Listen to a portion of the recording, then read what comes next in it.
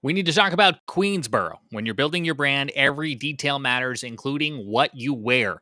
Queensboro Shirt Company makes it easy with easy ordering, free logo setup, and no hidden fees. For more than 40 years, they've helped people and businesses share who they are with the world with their quality embroidery and print. It's all about honest pricing, small business friendly, and genuine care. Plus, their no returns necessary guarantee means that you can try them absolutely risk free. Go to queensboro.com to see for yourself why they're the top rated custom logo apparel company on the internet. And you can scan the QR code on your screen right now or click the link in the description to check out the new Carolina Weather Group merch store powered by Wilmington-based Queensboro. You can support the show and support our local Carolina economy when you check out the Carolina Weather Group merch store for hats. We're going to be taking a look back at some of our favorite hurricane-related interviews from our hurricane special in 2019. We begin this look back now with Scotty Powell's interview with then Hurricane Director Ken Graham as he was visiting Charlotte Douglas International Airport as part of the 2019 Hurricane Awareness Tour.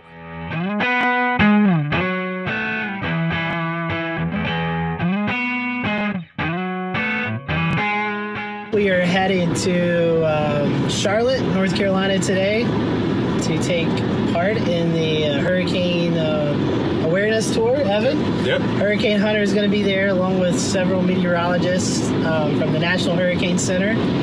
All right, we're here at the Hurricane Awareness Tour, and we're with National Hurricane Center Director Ken Graham. Last year, North Carolina experienced Alberto. We had Florence, even some touches of Michael with heavy rain. So as you guys just finished your review of those events, tell us about some of maybe the crazy stats that you saw come out of Florence with the heavy rain threat. Yeah, it's interesting when you look at it because the actual track forecast was pretty much right on track. We did a great job with the track. The intensity forecast is still tough. I mean, we're underdoing it at the beginning, and then we overshot the intensity forecast towards the end. So we still struggle with this whole intensity problem. But here's the deal. Despite the intensity, the impacts were the same. Even with the winds coming down, the impacts didn't change at all. Storm surge. Think about this. 100 miles inland, we have the highest values of the storm surge. I mean, that's something that we talk about. It's not just a coastal threat, it's inland. And that was predicted 4 days ahead of time. The rainfall forecast, almost perfect 5 days ahead of time. So what's happening here? We got good forecasts, but we still have people in the water. So I think there's this other component that we have to talk about it, and it's behavioral and social science, getting that information into the forecast as well, and so we can communicate the best we can to get a good response. Not only did it bring along the rain, but it also brought gusty winds. In fact, there was a lot of wind in lots of places that don't experience hurricane winds. We caught up with Eric Thomas earlier this summer at the National Hurricane Awareness Tour. Eric reflects back on what he remembers as Hugo was bearing down on Charlotte, North Carolina. You know, I got here in the fall of '88, and in November of '88, they had that F4 tornado up in Raleigh, and next thing I know, I barely got my feet on the ground, and I'm in a helicopter flying over this tornado damage and thinking, oh my goodness, what have I gotten myself into? So I got through that, and then '89 rolled around, and here comes Hurricane Hugo. And I have to tell you, we were woefully under-equipped back then in the weather department. We actually, when I got here, I was the first meteorologist to ever work at WBTV. So at the same time that I got there, they were feverishly trying to bring in the weather equipment that would allow me to really do my job as a meteorologist. So at that point, we really didn't have any real analytical equipment. So I was a slave to just this little sheet of 1 page of surface weather maps from AccuWeather to kind of like look at this and go, oh, gee, there's a cold front, there's a warm front, and that looks like a hurricane, you know. And so, I mean, we had the little 300 baud weather ticker back then, you know, tick, tick, tick, tick, tick, tick, tick, tick, you know, bringing up the data. And so, but to their credit, you know, AccuWeather, as this storm was getting closer, you know, was letting us know, look, this thing has got a very fast forward speed. It was like coming into the coast at around 35, 40 miles per hour. And the problem with that is you got a Category 4 hurricane down there, and this thing is going to be up in Charlotte, you know, within 4, 5, 6 hours. That's not much time for a Cat 4 to spin down, is it? Right. And so we were warning people, look, this is going to be different than most of the coastal hurricanes in the past. And we were feverishly trying to tell people to tie everything down, get ready, this is not going to be good. Even with that, though, we had no idea that it was going to create the amount of destruction that it did. I remember when the first light came up, and I was there all night, and we looked out the windows out of the radio station that we have there, and my jaw just dropped because it seemed like there must have been 95, 100 pine trees that were just mowed down. It looked like Godzilla had come through. I mean, it was unbelievable. And then, of course, the rest is history. You know, we've always heard about how people were without power for 3 weeks. You hear the sounds of chainsaws buzzing in the air, you know, week after week. I remember when I was trying to get home that day, and it took me a long time to get home because of all the blocked roads, that, you know, the very first intersection that I came to, right at the bottom of our hill, there was a National Guardsman there with his M16 machine gun, you know, in the intersection. And that's when it really hit me. I thought, you know, it feels like I am in a war zone here. And that's what it was, you know, with just the complete destruction of the infrastructure around Charlotte, and all the trees down, the roads blocked, stores closed, nobody could get gas, you know, and it was just really intimidating, you know, to be a part of that as a citizen. And then after that, of course, you know, all the cleanup and the recovery began. Very unique story from Eric Thomas. We also caught up with Larry Sprinkle at the Charlotte Douglas International Airport for the hurricane awareness story. And Larry tells us about what it was like covering Hugo while on the air, broadcasting to the many folks watching as Hugo bared down on Western North Carolina. And obviously, you know, this is going to my 35th year. I've seen and covered quite a few, but that one specifically impacted me directly because the morning that actually hit Charlotte, at the station we had a limited staff. We had 2 of us in the weather department, Steve Raleigh and myself, and just a nucleus of people to run the station. So there were, maybe 12 people at the most in the station. So they decided to lock a camera down in the studio. So the meteorologist is on air with a lockdown camera. Steve was taking a break, and I think it was maybe 4:20-ish in the morning. We'd been outside, inside. We knew that the run of the storm was hitting. And I'll never forget, the camera was like here in front of me. And off to my left is the main part of the studio. And so I'm talking, and I'm saying, we've had reports of wind gusts over 90 miles an hour near Shaw Air Force Base, winds over 70 miles an hour in Charlotte. And about that time, I could hear something off to my left, kind of a creaking sound. And then all of a sudden, I looked over, and about 500 pounds of ceiling came in right next to me. So the camera didn't pick it up, but I'm like this. The camera is here, but my eyes are like this. And part of the ceiling just caved in front of me. We've received gusts up to about 100 miles an hour at Shaw Air Force Base. I've been distracted because, as a lot of people are experiencing, part of our ceiling just collapsed in here. This is a very serious system. Back to you guys in the newsroom. So I went back to our news anchor at the time, Rick Jackson. And so Rick goes, his camera's back on him. He goes, Larry, let me ask you a question. Larry was on his hands and knees crawling. Took me 2 seconds to get out of the studio. But yeah, what happened was we had a big tower next to the building, a 1,200-foot tower. The guy wires that came down one snap, and about 1,000 pounds of it hit the roof. And so that pushed the ceiling into the studio. So I thought I was going to be the first weather guy to go in the act. But luckily I got that. But yeah, that's you know, you can't forget that. Absolutely, and obviously that hurricane was intense, but not just on the shore, but also inland places like Charlotte. For our viewers that don't know, why exactly was that those strong winds made it so far into the planet? I mean, I think that atmospherically, you had everything in place it took. You had obviously a hurricane, Category 4 hurricane off the coast of Charleston. You had a big area of high pressure off the coast of New England, area of low pressure in the Gulf of Mexico. Those steered that storm right across Charleston, right into the Midlands of South Carolina, making that turn more to the north, right over Charlotte, then right over Hickory, and then just on a beeline up the Ohio Valley. I mean, it was atmospherically things that you just don't see that often. So that was a very unique story from Larry Sprinkle, and one that I can only imagine covering Hugo, as you have partial roof collapse of the studio. That just very unique story. James, you live in Charlotte, the city of trees, and I'm sure the devastation was real. Yeah, and I wasn't living here at the time, Scotty, but that's my understanding of it, having listening to Eric, talking to Larry, not only at the airport, but at work each day, just talking about the impact that this storm had and the cleanup that followed. I'm still thinking about that image you had earlier in the show, Scotty, about the WSOC TV tower that just looked like it was bent over by a monster force. And I think that's evident of the impact that this storm had on not only metal, but trees across the whole region. So this is the mighty P-3 Orion. It's a uniquely instrumented aircraft for hurricane research and reconnaissance. It's a Navy, it comes from the Navy P-3, right, which we have taken from the manufacturer and uniquely instrumented for the research that we do. Some of the unique features of our plane are our lower fuselage radar, which is a multi-mode radar that can actually lower in flight and scan 360 degrees around the plane as we're flying along. And that data can then go directly to the National Hurricane Center for use in their research models.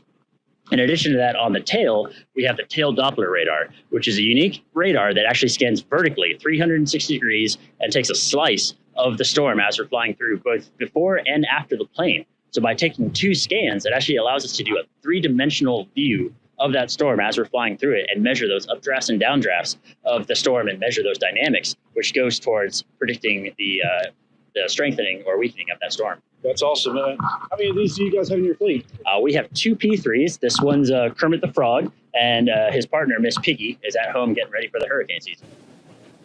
So this radar underneath our plane is our multi-mode radar. And that actually can lower in flight. That whole radar dish lowers below the plane to clear it from any interference of the plane and can scan 360 degrees around as we fly. So it's just like the radar that you might have on your phone or that you might get from the National Weather Service. And it's a X-band radar, which is a highly detailed radar for close range measurements. So with that, we've actually just incorporated that into the plane within the last couple of years. And as we're flying into these storms, what we're seeing is that additional detail that's provided by that new radar is allowing us to see never before seen mesovortices within that eye wall that help explain why certain areas of that storm are more violent than others. What's one that really stands out to you? Well, your first mission is always special. So my first mission was Hurricane Cristobal back in 2014. And that one was unique in that it was a small tropical storm that increased to a hurricane. It didn't really impact the United States, but for whatever reason, that storm had more lightning than I've ever seen in my life. So flying through that storm, it was like going through a disco ball with all that lightning going on. The other more unique one that really impacted us was Hurricane Irma. So we flew that storm as it went north of Cuba and went through the Caribbean. And as it was starting to threaten our home in Lakeland, Florida, that one was a strong, beautiful Category 5 storm, but we were flying it straight to our own home. So our forecast was dictating how that prediction was turning either the west coast or east coast of Florida and how it was going to impact our home. So we would fly the mission, then go home and prepare ourselves for it. And you bring up a good point. And walk us through what it's like in the day of a NOAA pilot. From the time that there's a storm recognition to hey, we may need to deploy on this storm and to the actual launch. Absolutely. So the National Hurricane Center is constantly monitoring the pressure systems as they go across the Atlantic. And when they identify something that has the potential for development, they'll start tasking us through CARCA, which is one of their partner organizations with the Air Force. So they'll dictate who gets to go where and launch us out into the storm. Oftentimes, we'll pre-deploy out to Barbados or St. Croix in order to get further out into the Atlantic and catch those storms even earlier. Once we do that, we'll typically try to do 24-hour operations, which for one plane, if we have that out there, we'll do 2 crews and launch typically once every 12 hours. Our typical mission flight is about 8 to 10 hours long. So we'll fly out for 8 to 10 hours, land, refuel the plane, get a new crew going, and do it right again. One last question here. Once you break into that eye wall and you penetrate and you get in there and you see that stadium effect, personally, what is it like for you to see that? I tell you what, it's quite the contradiction in that that stadium effect really only happens in the most severe Category 5 storms. Some of those Category 2, 3, 4 storms, they still have a lot of thunderstorms in the middle. So even as you break through into the eye wall, right, you may still have to be ducking and diving some of that internal convection. But that Category 5 stadium effect is is pretty awesome. You don't get to see that any other time. That's awesome. Thank you so much for your time. Absolutely. Thank you. you. Yes, sir. Major Dillon, and you're with the 53rd? Yeah, pilot on the 53rd, on the WC-130. Okay. And how long you been a pilot? Been a pilot since the early 2000s. Flew Black Hawks in the Army first. Right. And then made a switch to WC-130s about 7 years ago. What made you want to switch from rotor wing to fixed wing? Well, the Army's a good place for a while, but that's a young man's game. Right. I was hoping to fly C-130s. The Hurricane Hunters were right down the street. They had an opportunity, so I took it. So and it's been never looked back. Now, when you guys, get ready, mission ready, once tropical season comes around, how does your schedule work as far as, from the time that you guys may have to go recon a storm to actual launch time? Yeah, great question. We have an agreement with the National Hurricane Center. We have a 16-hour response time. So basically, you're sitting around. The plan of the day, the pod is what they call it, comes in and says, hey, we definitely want y'all to go fly.